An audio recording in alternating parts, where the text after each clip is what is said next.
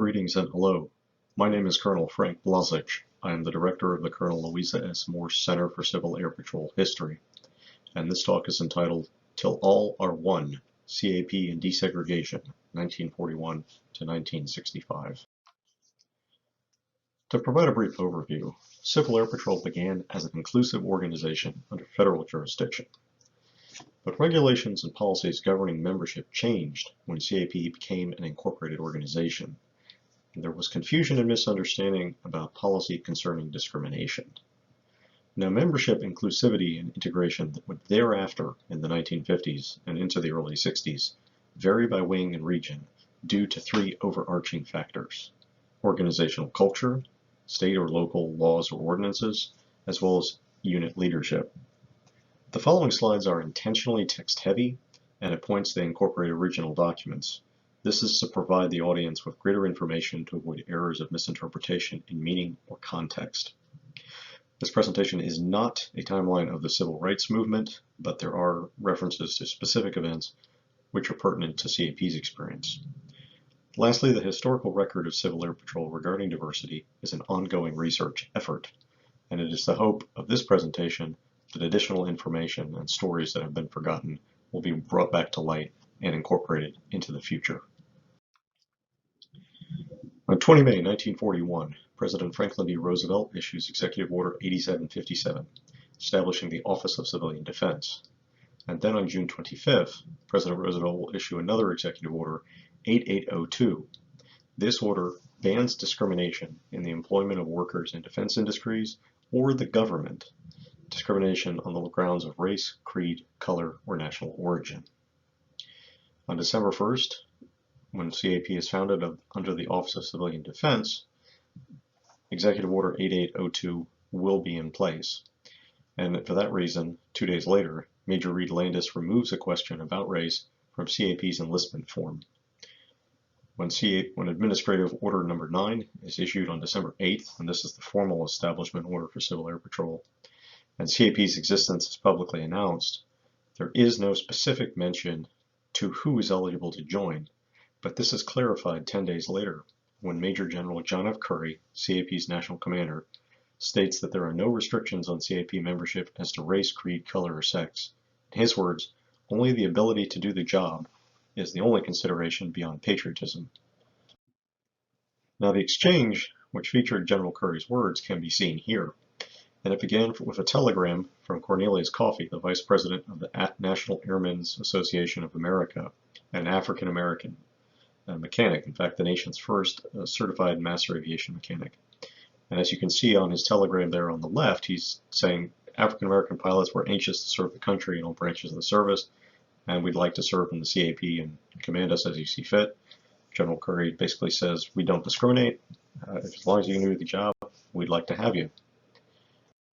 Reinforcing General Curry's comments, on January 28, 1942, the Office of Civilian Defense issued a press release ostensibly aimed to the nation's licensed female pilots, but which quoted General Curry, quote, "There will be absolutely no discrimination as to race, creed, color, or sex in the Civil Air Patrol, and each member is to be accepted and assigned to duties strictly upon the basis of his or her experience and record of performance." It reiterates, this has been the policy of CAP from its inception as a part of the Office of Civilian Defense. The results of Cornelius Coffey's telegram exchange with General Curry will result in what the headline titles here, The Impossible, in the Illinois wing. On March 20th, 1942, Cornelius Coffey, seen in that photograph on the far left, will be sworn in as the commander of the 111th Flight Squadron of the Illinois wing. You'll also notice that third from the right is his wife, Willa Brown. What we see here is really an unsung civil rights milestone in this country, the first race and gender integrated uniformed flying squadron in American history. You have Coffey, who's the nation's first licensed African-American master aviation mechanic, with his wife, who's received her master aviation mechanic certificate, as well as being the first African-American female in the United States to receive a private pilot certificate. And what they've accomplished here in Illinois wing is all the more remarkable when you consider that in 1939 they attempted to integrate the civilian pilot training program, but were rebuffed. They lobbied unsuccessfully to integrate aviation training for the United States Army Air Forces. And instead, the Tuskegee Airmen were segregated and kept separate. But thanks to EO 8802 and the Office of Civilian Defense's implementation of it, as well as CAP, you're able to have a policy in place where you can allow inclusivity, integration, and from it, operational success. And the operational success can be seen in the 111th Flight Squadron, which was later redesignated as Squadron 6136 in mid-1942. This unit had well over 100 members, and in September of 1942, some of them flew a 2,000-mile, 6-state cross-country flight to gain experience for active duty missions. And some of the members of this squadron would go on to participate in the CAP courier service during World War II. In October of 1942, Squadron 6136 launched a cadet program, and many young men and women in Illinois Wing, young African Americans, gained their first experience with aviation in Squadron 6136 with the Civil Air Patrol. The legacy from those first cadets in 1942 and 43 lives on today in the Cornelius R. Coffey Composite Squadron. It should also be noted here that the Coffey School of Aeronautics, which was part in conjunction with Squadron 6136, trained a large number of African American men who would go on to become Tuskegee Airmen in the United States Army Air Forces and later the United States Air Force. Now in 1946, on July 1st, President Truman will sign Public Law 79476. This incorporates the CAP, and it authorizes the incorporators, or essentially all the wing commanders, to complete the organization of CAP by drafting and adopting a constitution and bylaws as well as regulations and policies. And this process will unfold over the course of the next 2 years. And in fact, by April of 1948, a draft constitution and bylaws are prepared and distributed out to the wing commanders. That same month, Air Force Chief of Staff General Carl Spaatz will declare that the Air Force, quote, must eliminate segregation among its personnel by the unrestricted use of black personnel in free competition for any duty within the Air Force for which they may qualify. On 26 May, President Truman will sign Public Law 8557, and this legally establishes CAP as a volunteer civilian auxiliary of the United States Air Force. 2 days after that, CAP will formally adopt its constitution and bylaws. Seen here before you are those sections of the 1948 CAP Constitution and bylaws concerning membership. Within the Constitution of Article 7, all those persons on July 1st, 1946 who were members of CAP automatically became members of the new incorporated Civil Air Patrol.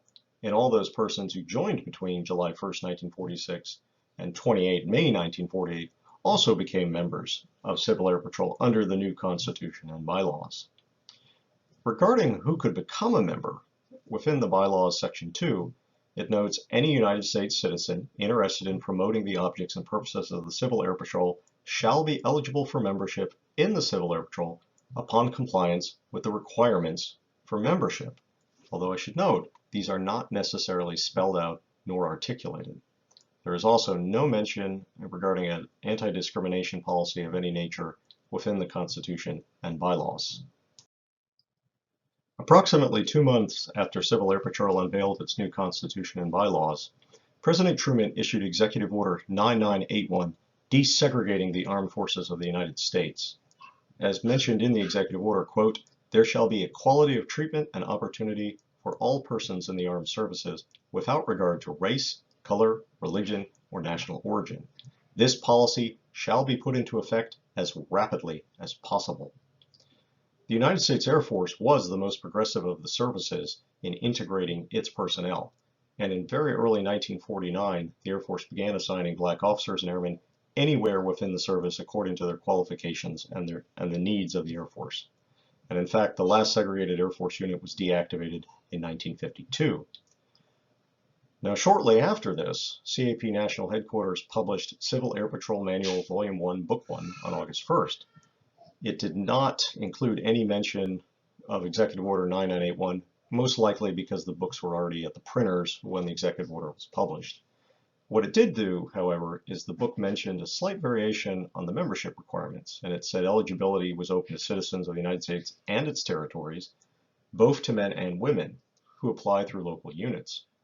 But approval of the unit commander is required for membership. In late August, Fabius Russell, a two-year member of the Ohio Wing, wrote to President Truman. A member of the Youngstown Squadron, Russell had attended encampment at Lockbourne Army Air Base in 1947 with other Ohio Wing members. But when he attempted to attend the 1948 encampment at Selfridge Air Base in Michigan, he was denied participation on grounds of his race and told he could not even visit the base on Visitor's Day. As he noted to President Truman, Russell wrote, quote, "I feel that this is more of an injustice than the segregation that I run into daily. I want to continue to prepare myself as a member of CAP and will as near as possible, but I do believe that I should be permitted to participate in all of the activities that aid this preparation." And in reply on September 14th, a letter to Russell from the White House noted, quote, "The President has a deep personal interest in seeing to it that persons like yourself are not denied an opportunity to join in activities that are shared by other citizens." Now, as a postscript, Russell left Civil Air Patrol. He would serve honorably in the United States Air Force during the Korean War. He would go on to earn his Doctor of Osteopathic Medicine and became the nation's first recorded African-American osteopathic radiologist. The first real policy regarding what you say discrimination, but particularly the eligibility of African Americans to join CAP, is decided on the 28 to 30 March 1951 meeting of the CAP National Board, chaired by General Spaatz. During this meeting, Major General Lucas V. Bowe, CAP's national commander, recommends that a statement of policy be made regarding the membership eligibility of African Americans to join CAP. But the board will unanimously decide to not impose such a policy, not change the Constitution or bylaws, but rather leave this issue of membership eligibility in the hands of individual wing commanders.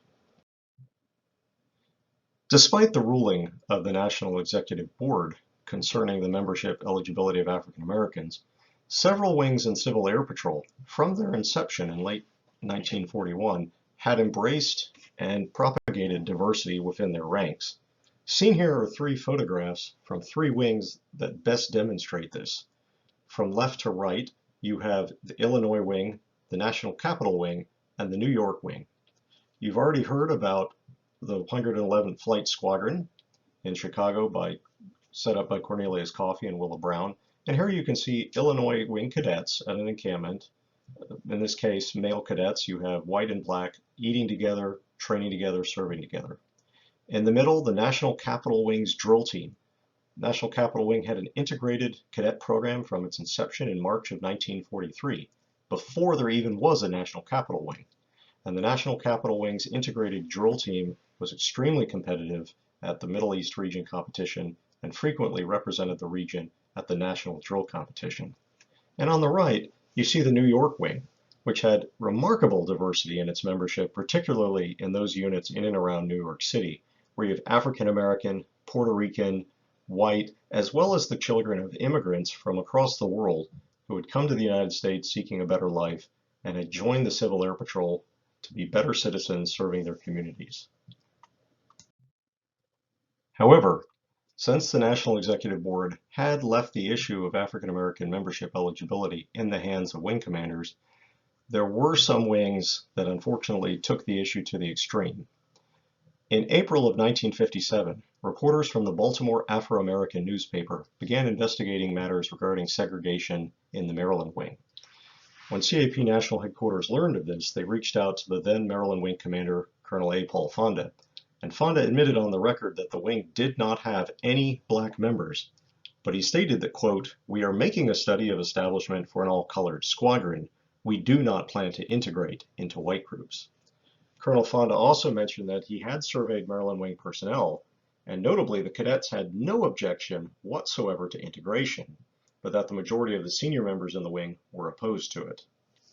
Now, Frank Burnham, who was a public affairs officer at CAP National Headquarters, was interviewed by reporters from the Baltimore Afro-American, and he acknowledged that the adjacent National Capital Wing was integrated and had an integrated drill team, although he mentioned they did have some all-white and all-black squadrons, predominantly due to the geographic location of those units within the district. And Burnham also explained that racial discrimination in CAP is, quote, against national policy, and CAP is too important a program to become involved with the problems of segregation. And he claimed that thus there is a policy of non-discrimination for Civil Air Patrol. The truth of the matter is there was no such policy. The Air Force, learning about this situation in the press, decides to issue a memorandum of record on April 23rd to try and better explain the relationship between CAP and the Air Force. And they recognize that the Air Force has no authority to exercise control or establish any policy over CAP, particularly with regard to membership. As they say here, though, the National Board of CAP does not have a policy of discrimination so far as membership is concerned, but that local commanders have a latitude to determine who can be accepted as a member of CAP, and in those states where segregation remains an unsolved problem, which one would assume would just be southern states or those states with what are called Jim Crow laws, but this is not necessarily the case. And the Air Force phrases that the distinction in membership is possibly practiced, which is a kind of poetic way to say there is discrimination happening. The May 4th, 1957 issue of the Baltimore Afro-American had not one but two stories about how African Americans in Maryland had attempted to join the Civil Air Patrol but were denied membership. The first detailed how three high school freshmen, seen here on the right, James Watson, Van Webb, and Victor Cole, had attempted to join the Maryland wing at the Friendship International Airport but were told, quote, "We don't accept colored cadets." Another story detailed how from June to December of 1956, Reverend Julius Carroll, an associate pastor of the Sharp Street Methodist Church in Baltimore, and also a licensed pilot with over 1,500 hours, had attempted to essentially transfer into Maryland wing after serving in the Tuskegee Squadron of the Alabama wing. But the Maryland wing would not transfer and process the Reverend's 201 personnel file and continued to give him the runaround until his CAP membership lapsed. Although denied the ability to serve in the Civil Air Patrol, I do have news about two of those fine young men seen there on the right. Victor Cole would serve 3 years in the U.S. Army Corps of Engineers and be honorably discharged. He would go on to earn a bachelor's in business management from Johns Hopkins University and would become a supervisor at Western Electric. James Watson would attend Morgan State University.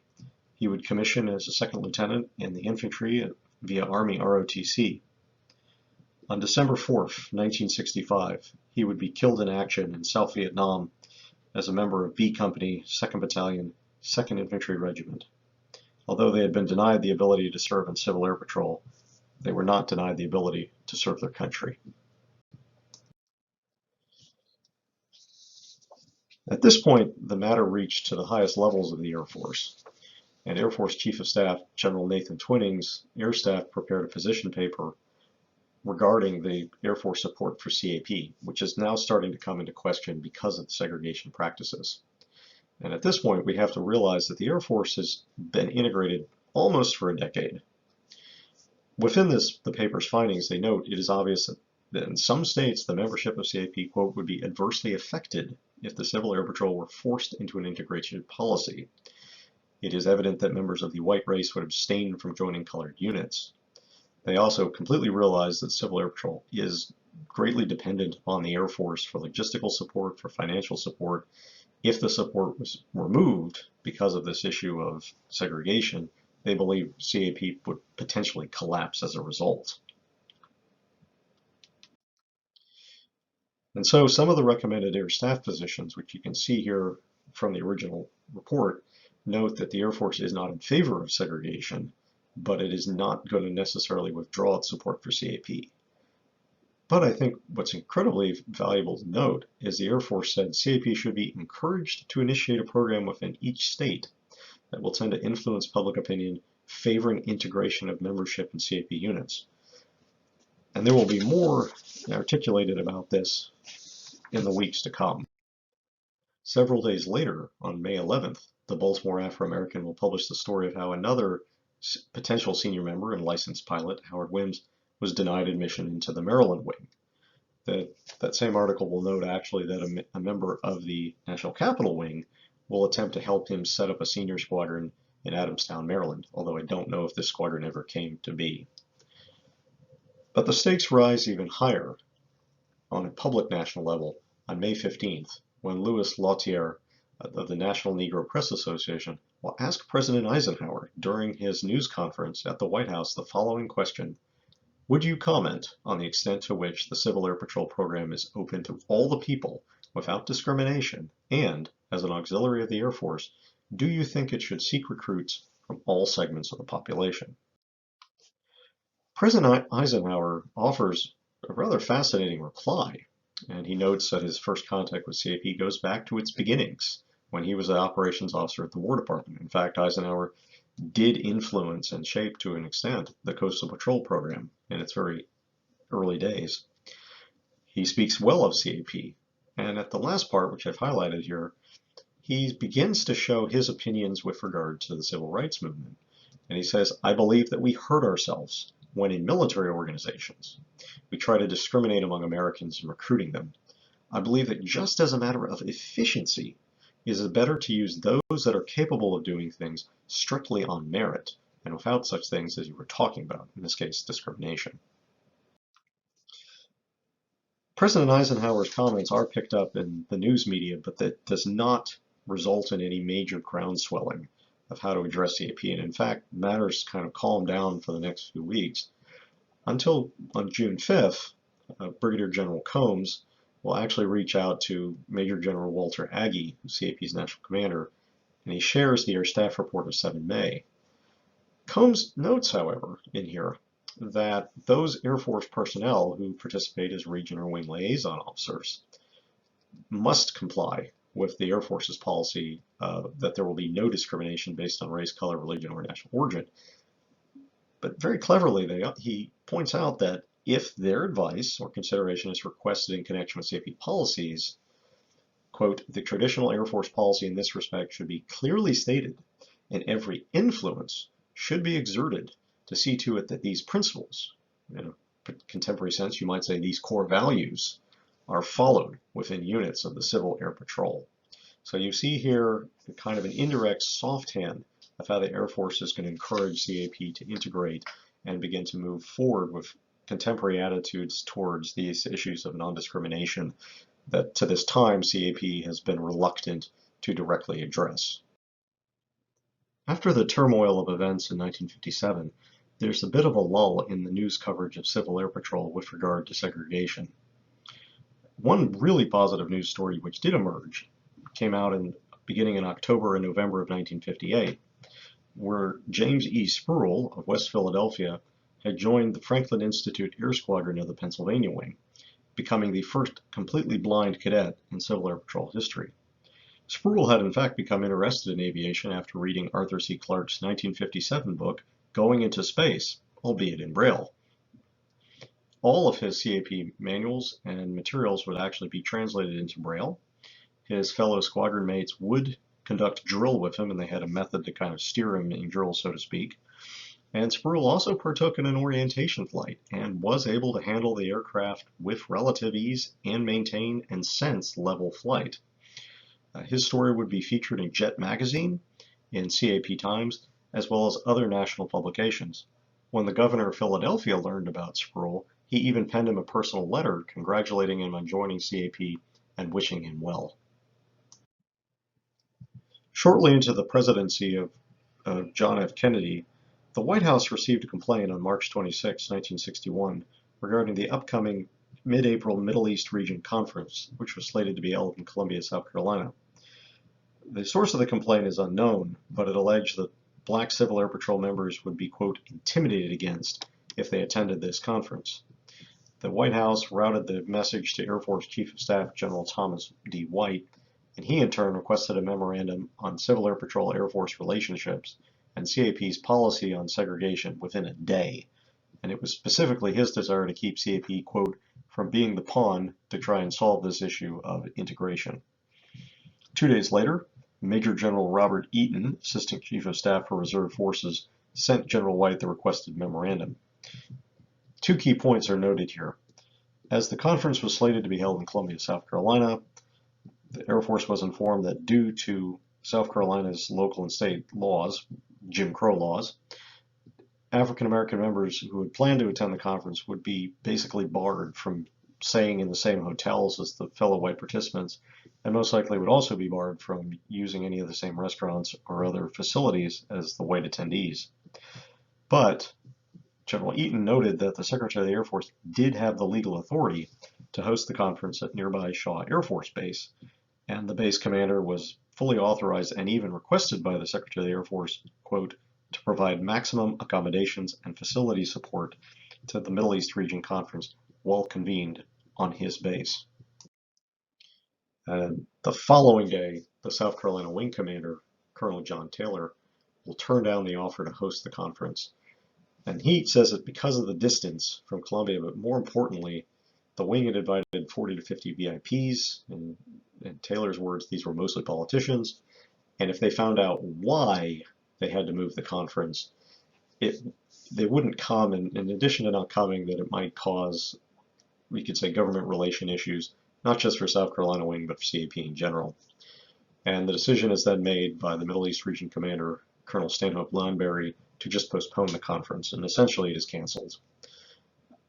Oddly and ironically, the following year it's held in Baltimore, Maryland, which is a segregated all-white wing.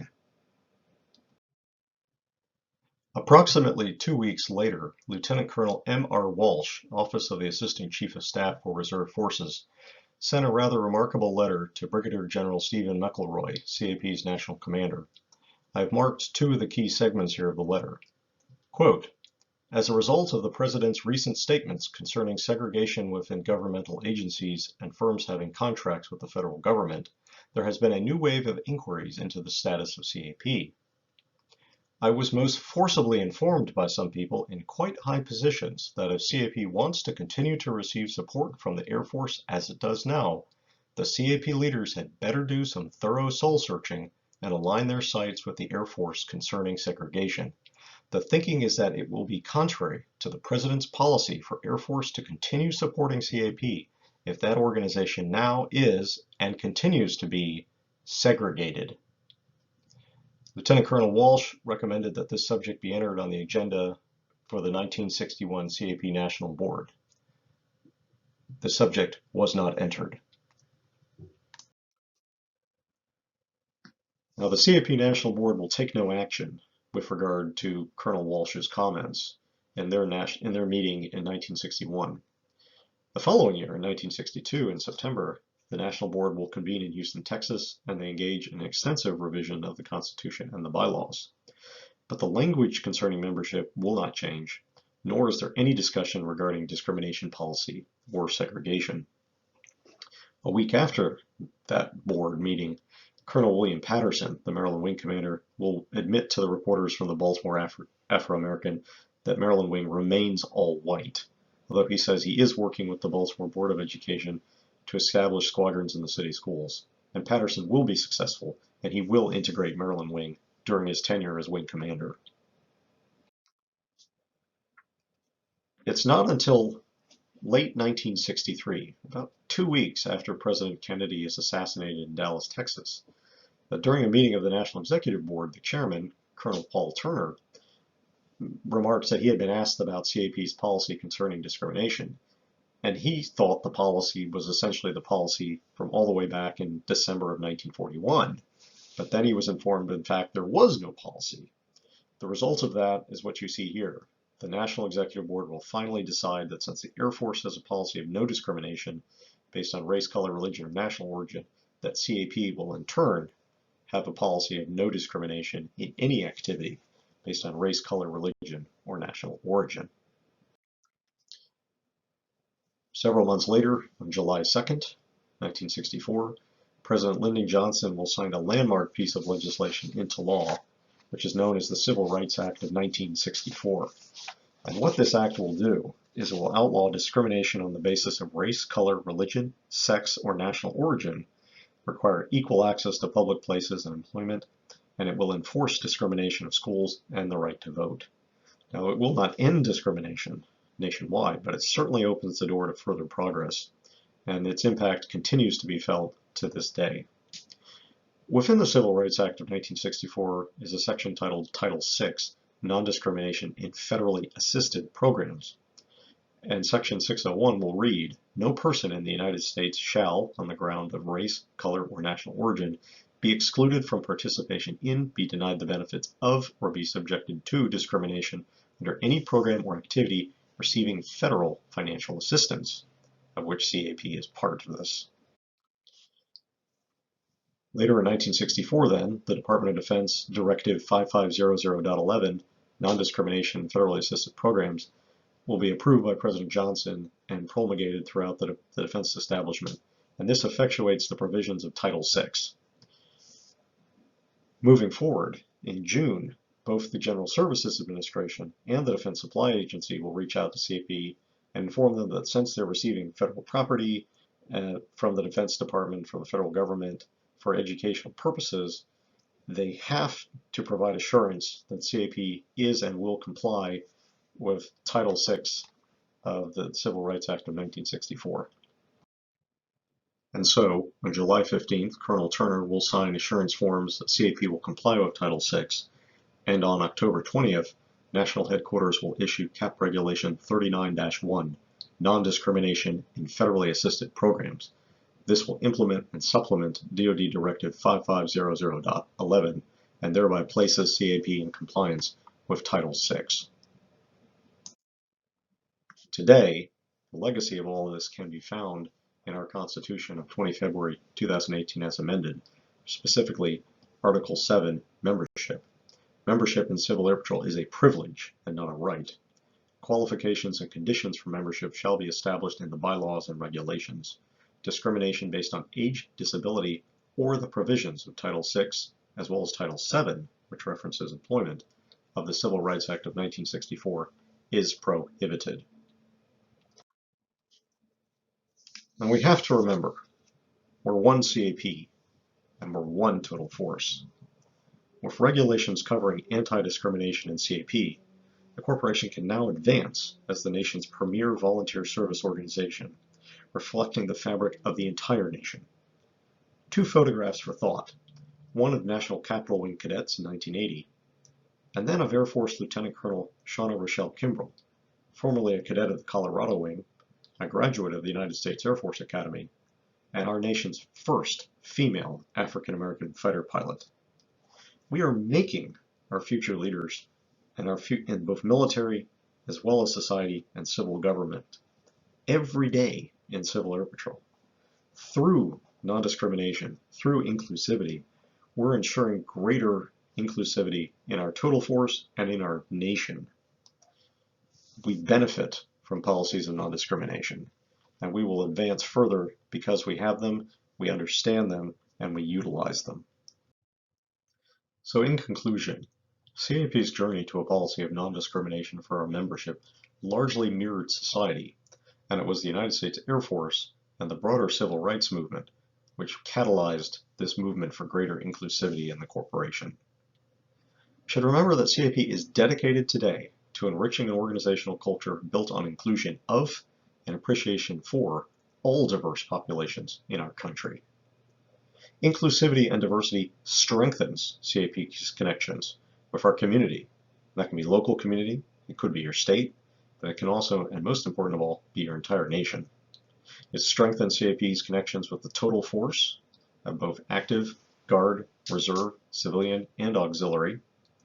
And most of all, it strengthens CAP's connections with the Armed Forces of the United States of America, a diverse and inclusive organization defending our freedom from enemies at home and abroad. I thank you for your time, and I'm happy to take any questions you have at the conclusion of this presentation. Thank you.